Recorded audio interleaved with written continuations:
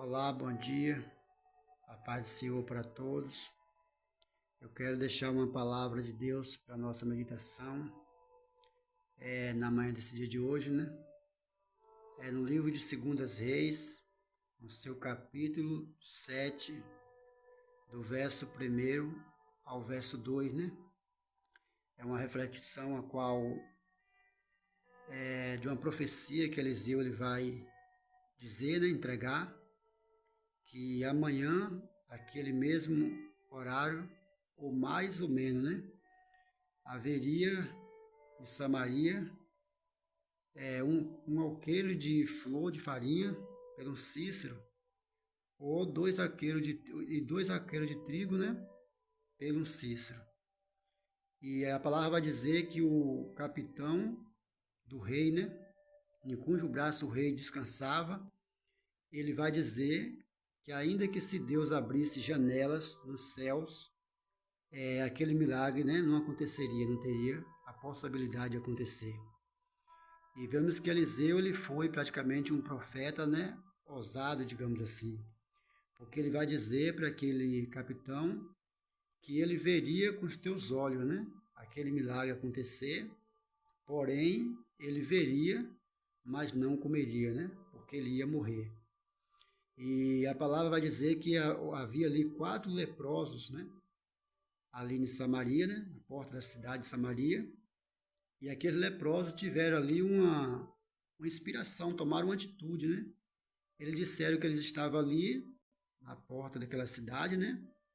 E praticamente esperando só a morte, porque não teria alimento ali, né? Essa profecia está se tratando de uma grande fome que estava havendo em Samaria, pelo cerco que foi armado ali pelo rei, né? Ben-Hadad, que armou aquele cerco, e a fome se estendeu em Samaria.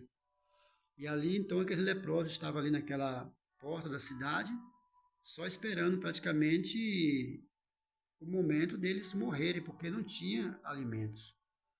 Mas aqueles leprosos ali, eles tomaram atitude. Eles falaram que eles iam se levantar e iria, né, na Síria. Se os sírios ali deixassem eles entrar, eles entravam, né, se alimentavam e viveriam. E se os sírios ali não deixassem eles entrar, eles morreriam. Então, quer dizer, mas antes eles morressem tomando uma atitude de que ficar ali esperando a morte sem nenhuma atitude eles tomarem, né? Porque, de qualquer maneira, se ele fosse ali para o Arraial dos Sírios, ele estava fazendo uma aventura, ou vida ou morte. E ali a esperança que eles tinham só era uma, só de chegar o momento da morte mesmo e acabou. Então nós vemos que às vezes tem pessoas que é assim, as coisas estão acontecendo, né? Cada vez mais indo de mal a pior, e a pessoa não toma uma atitude. E Deus, a Bíblia diz que ele usa as coisas loucas desse mundo para confundir a sábia, né? Através da profecia que Eliseu entrega, Deus ele vai usar aquilo que parecia não ser nada aos olhos de muitos, né? Para poder, através daquilo ali, daqueles leprosos, Deus, né? Eles tomar aquela atitude, Deus praticamente agir através, né? Da vida daqueles leprosos. E aqueles 4 leprosos se levantaram ali, né, e foram ao arraial dos Sírios.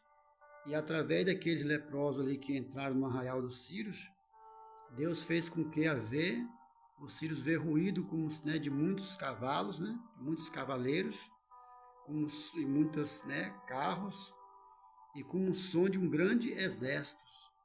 E aqueles sírios ali, eles correram, né, e aqueles leprosos chegaram, entraram no arraial, comeram, beberam, entraram em outro arraial, pegaram braceletes, né, braceletes de ouro, joias, pendentes de pratas. Mas aqueles leprosos ali tiveram uma outra atitude, né, radical, que foi eles pensaram ali consigo que aquele dia era dia de nova, né, de grandes novas. E eles não poderiam ficar ali porque se algo viesse a acontecer em Samaria, né, que aquele povo viesse morrer de fome ali, eles poderiam ser ocupados. Então eles ali notaram que eles tinham que ir em Samaria para dar o testemunho daquele grande acontecimento, né? Aquela grande provisão que Deus fez ali, no Sírio, né? No arraial dos Sírios. E eles foram ali, avisaram, né? A cidade, né? O rei de Samaria. E eles ali mandou os seus exércitos, né? Ia ter no arraial dos sírios. E quando chegou ali, confirmaram que realmente os sírios tinham saído, os arraial dos sírios estava vazio, né? Diz que eles saíram tão apressados, com tanto medo, que havia veste pelos caminhos, né? Os espinheiros, armas pelo meio do caminho, os cavalos, jumentos estavam selados, né? E os acampamentos deles vazios. E ali eles entraram ali, né? E se fartaram também. E aquele capitão ali, a qual era o capitão de guarda, né? O qual, quando Eliseu profetizou que amanhã, naquela mesmo horário, mais ou menos, haveria um alqueiro de flor de farinha, né? Vendido pelo Cícero, e 2 alqueiros de trigo pelo Cícero. Ele falou que nem se Deus abrisse janela no céu, poderia aquele milagre acontecer. E no dia seguinte, aquele capitão de guarda ali estava guardecendo a porta daquela cidade, né? E ali o povo estava tão faminto que, entrando, pisotearam aquele capitão, ele caiu e ele foi morto, pisado, né? Pelos pés daquela pessoa. Então, quer dizer, ele viu o milagre, mas ele não comeu como Eliseu havia dito, né? Então, uma das coisas que eu aprendo é que a pessoa nunca deve murmurar contra o céu, né? Ser incrédulo, duvidar das coisas de Deus e nem também duvidar da profecia, né?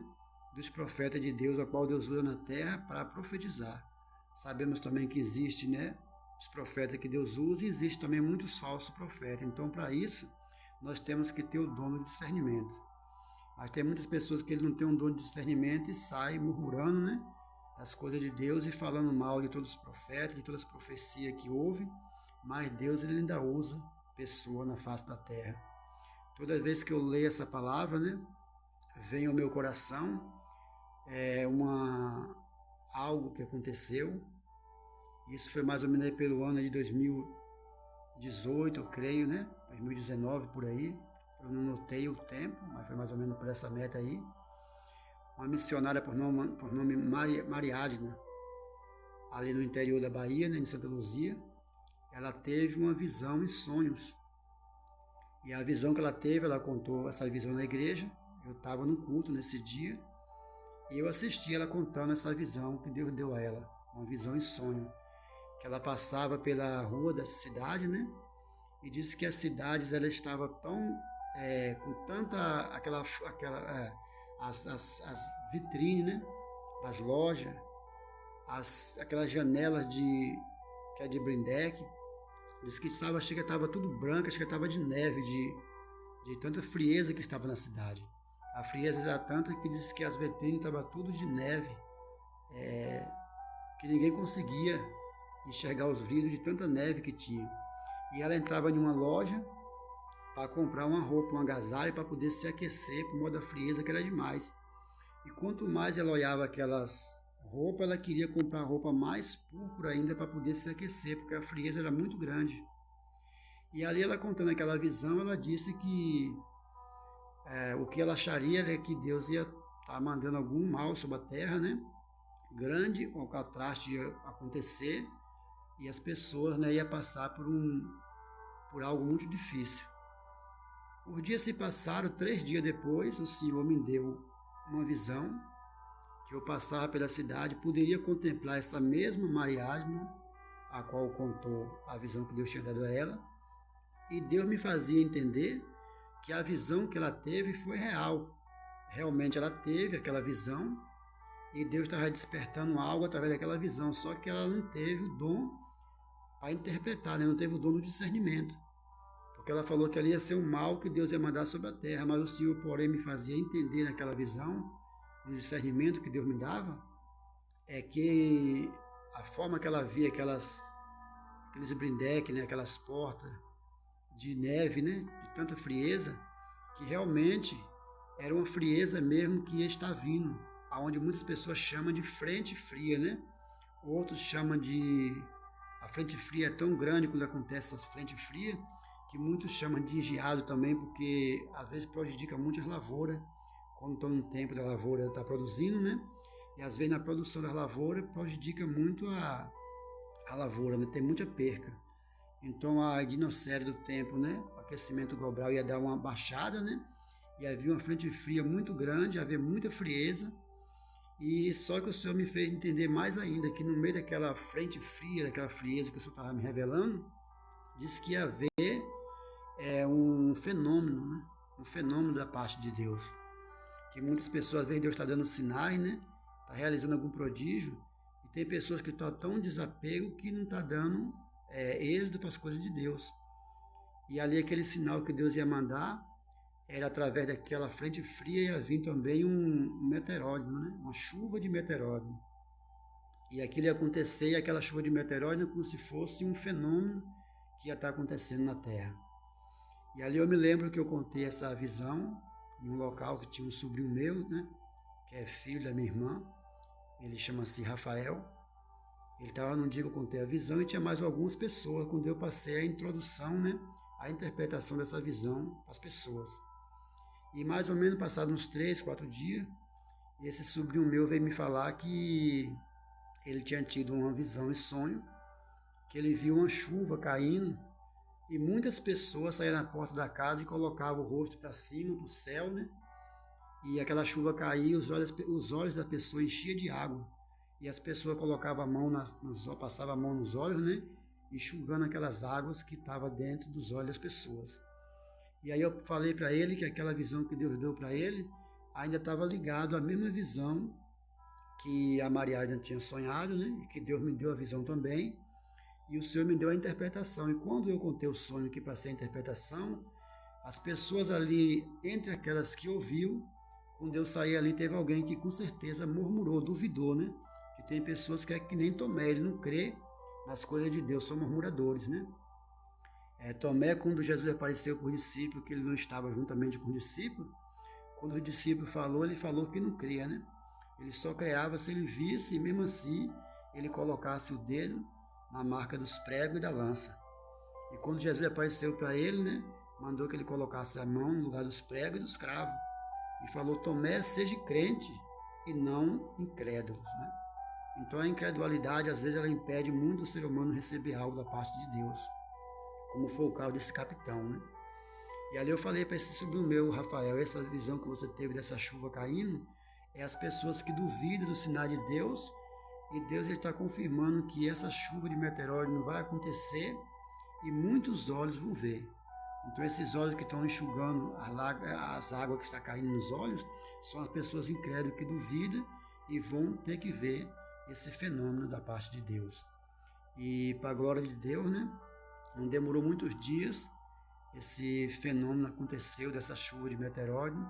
Essa chuva começava a cair de manhã, né? Aquela coisa mais linda, a chuva caindo, aqueles pingos de chuva. Era o dia todinho aquela chuva caindo, tinha vez que começava de manhã e entrava pela noite.